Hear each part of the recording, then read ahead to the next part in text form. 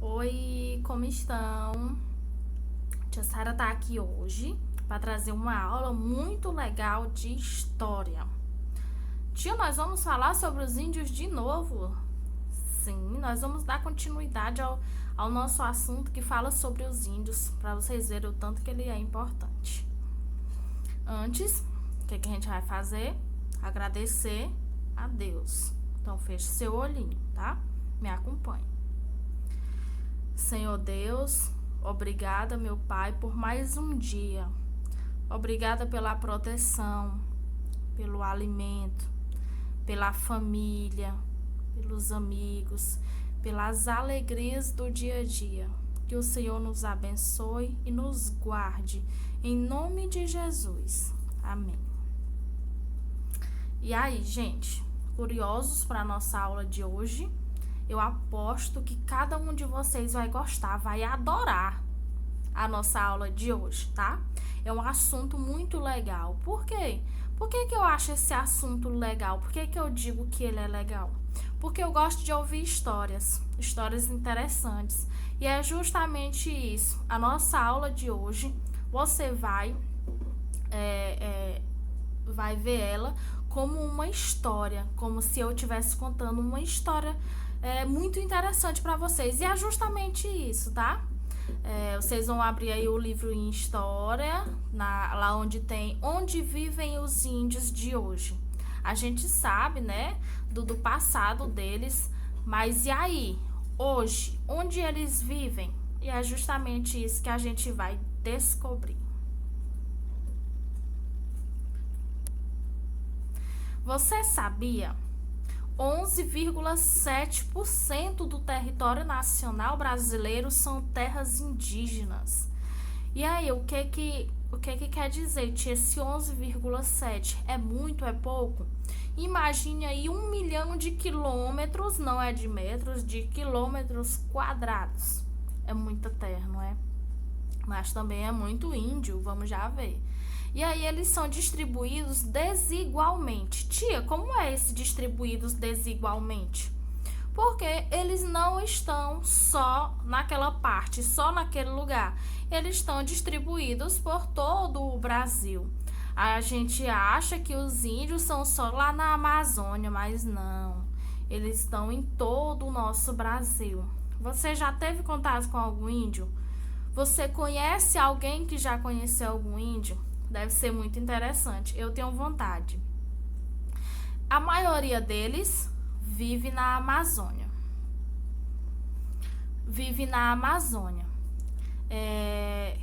Foram contados 160 povos, ou seja, cerca de 170 mil índios. É muito índio, não é, gente? E ainda faltam, em média, 50 grupos que não estão cadastrados aí nesse censo. E aí a Amazônia abriga 364 das 554 áreas indígenas, tá? Ou seja, a maioria deles está concentrado na Amazônia. Tem índio por todo o Brasil? Tem. Só que a maioria está concentrada na Amazônia.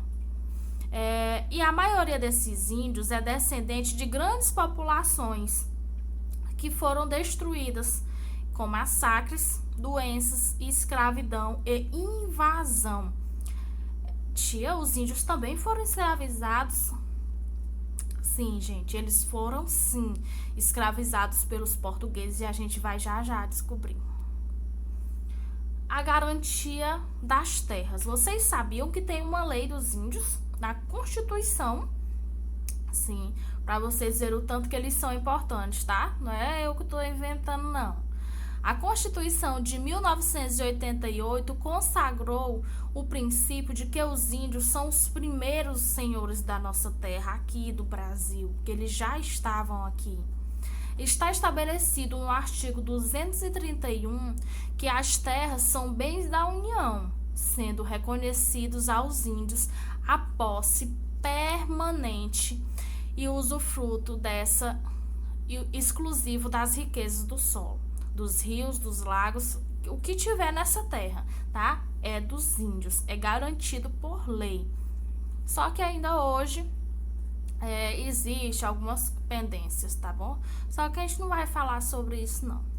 Essas terras sofrem invasões de mineradores, madeireiros, garimpeiros e fazendeiros que geram muitos conflitos, e justamente nesses conflitos muitos índios inocentes morrem. Tia, por quê? Por que existem esses conflitos? Pra quê? Por que eles não se entendem? Porque essas pessoas, elas querem explorar, tá? Essas terras que são dos índios.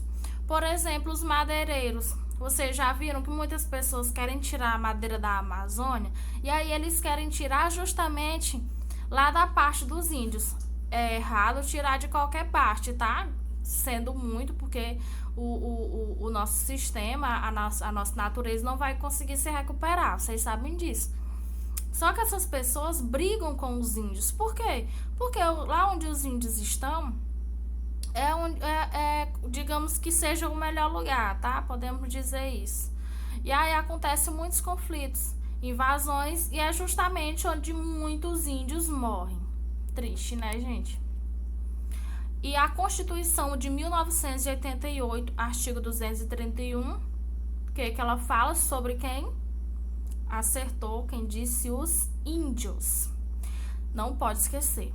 São reconhecidos aos índios sua organização social, costumes, língua, tradições e os direitos originários sobre as terras que tradicionalmente ocupam, competindo à União. O que a União tem que fazer?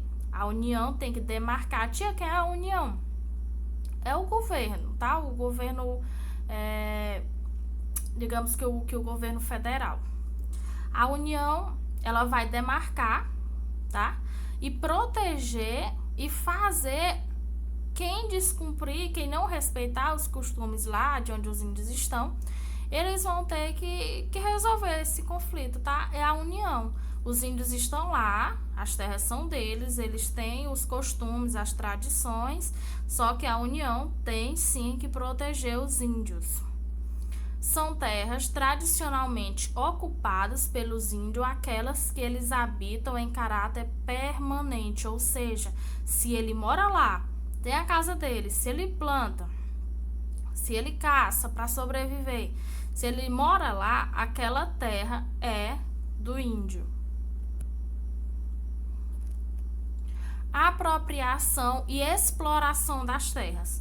Olhem bem para essa imagem. Olha que coisa triste, gente. Os índios trabalhando, levando uma madeira. Que madeira é essa? Vamos descobrir? Os portugueses se consideravam os donos da nova terra. O novo mundo que eles encontraram, que era o Brasil, que é o nosso país, eles se achavam os donos. E aí eles acharam lá o pau-brasil, que foi o que deu origem ao nosso Brasil.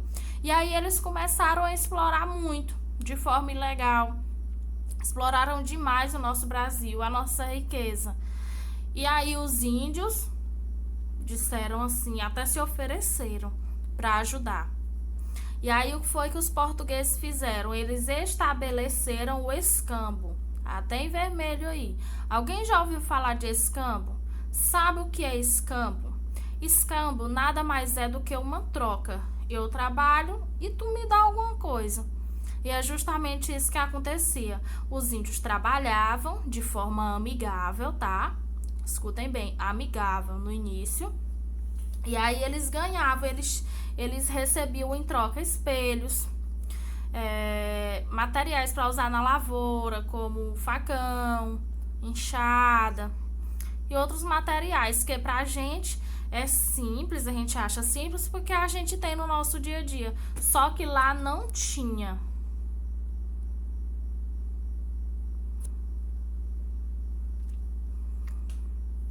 E aí, o que a gente vê nessa imagem? A apropriação e exploração das terras. A gente vê o índio trabalhando, tá? Carregando uma árvore. E aí, vamos já descobrir. Você sabe que árvore é essa? Vamos já ver. Os portugueses, quando eles chegaram, eles se consideravam os donos da nova terra. Eu conheci essa terra, eu descobri. Esses índiozinhos são bestas, vou explorar ela, é minha. E aí eles exploraram de forma ilegal o pau-brasil, exploraram demais. Queriam muito, tá? Eles viram que estava dando muito lucro o pau-brasil, e aí eles começaram a explorar mais e mais. E aí os índios trabalhavam para eles, como a gente vê aí nessa imagem. E aí o que foi que aconteceu? Os portugueses estabeleceram o escambo. Tia, mas o que é o escambo?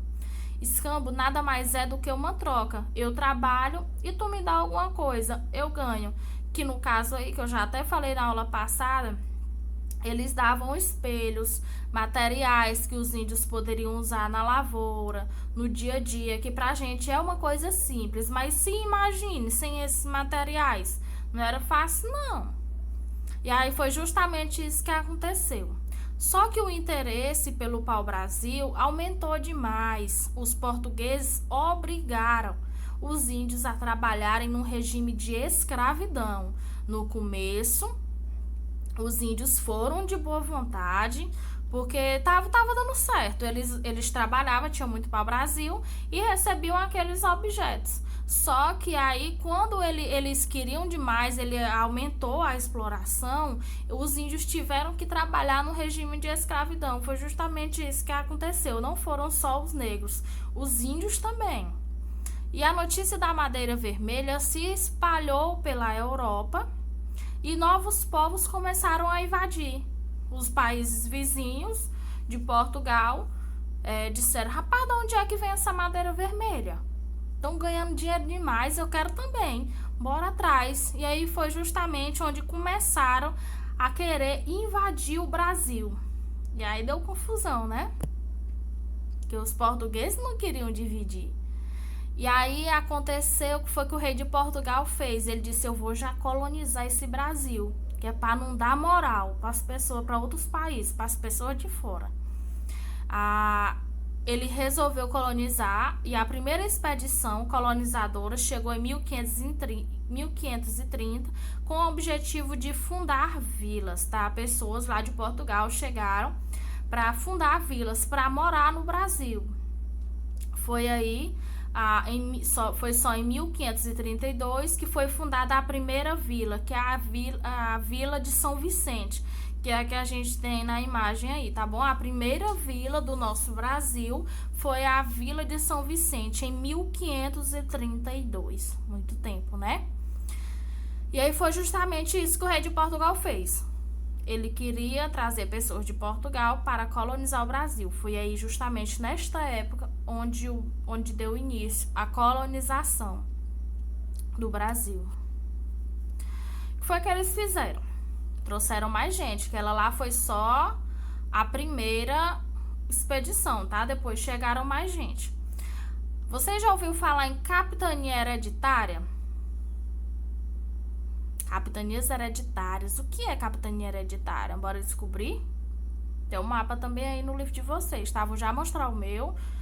Um mapa das capitanias hereditárias, mas é bom você, quando estiver assistindo a aula, você ir acompanhando aí.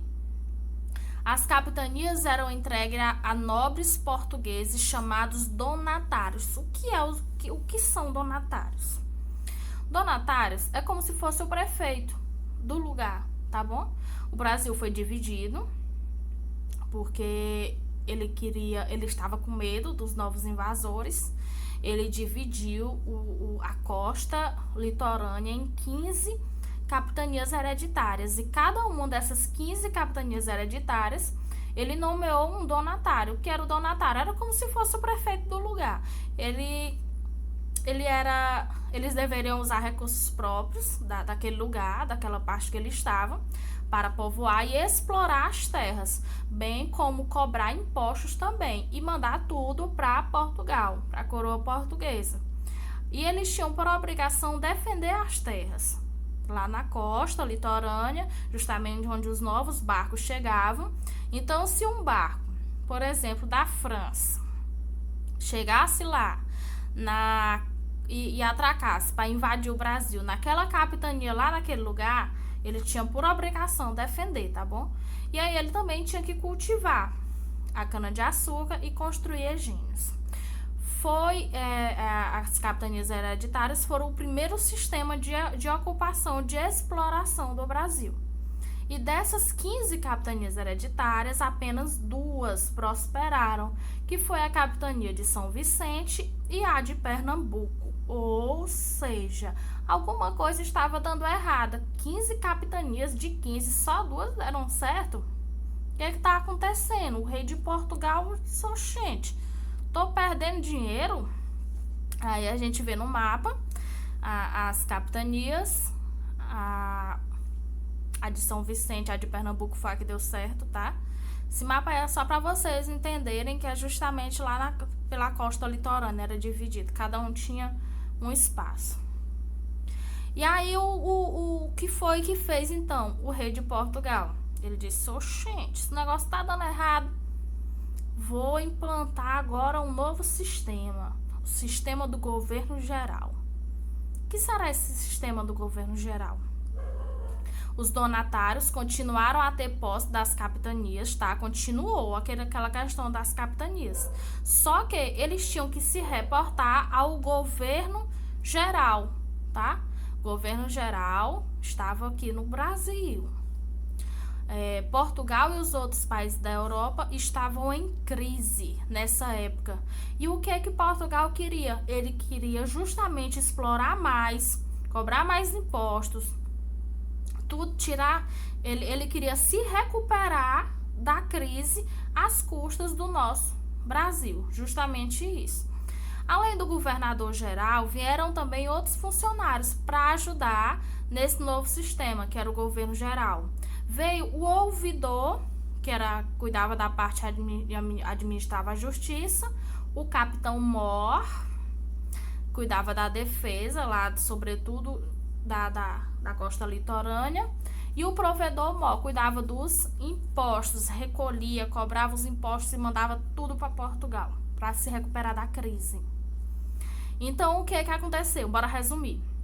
As capitanias hereditárias continuaram, os donatários continuaram, só que eles tinham que se reportar ao governo geral, ao governador. Quem era o governador do Brasil? Era uma pessoa que o rei de Portugal nomeava, tá? E aí vamos falar sobre os 3 primeiros governadores. O primeiro foi Tomé de Souza. Ele fundou Salvador, que se tornou a primeira capital do Brasil. Trouxe os jesuítas para catequizar os índios e introduziu a criação do gado. Iniciou o desenvolvimento da agricultura.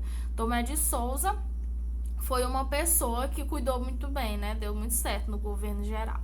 Depois de Tomé de Souza, teve Duarte da Costa. Duarte da Costa foi uma pessoa que não deu muito certo. Aconteceram invasões e movimentos que prejudicaram o seu governo. Ele também trouxe mais alguns jesuítas. A França invadiu, bem na época do governo de Duarte da Costa, e aí alguns franceses também tiveram contato com índios, e o que foi que eles fizeram? Eles se juntaram e fizeram um movimento justamente para tomar as terras, para sair da escravidão. Tudo isso quando Duarte da Costa estava governando. Só que Duarte da Costa fez uma coisa muito importante. Ele fundou o Colégio São Paulo, que foi justamente esse colégio que deu origem à cidade de São Paulo hoje. O terceiro governador foi Mendes Sá. Ele resolveu todos os problemas que tinha no governo de Duarte da Costa e fundou a povoação de São Sebastião do Rio de Janeiro, que deu origem à cidade de Rio de Janeiro, que foi a segunda capital do Brasil. E aí, gostaram da nossa história? Eu adoro história, gente. Eu fico imaginando, que eu uso minha imaginação, eu vou longe, eu adoro. Responda as atividades direitinho, que tá indo no roteiro, tá? Estudem, leiam o livro, não é só essa aula. Pesquisem, tá certo? Espero que tenham gostado, eu adorei. Um beijo.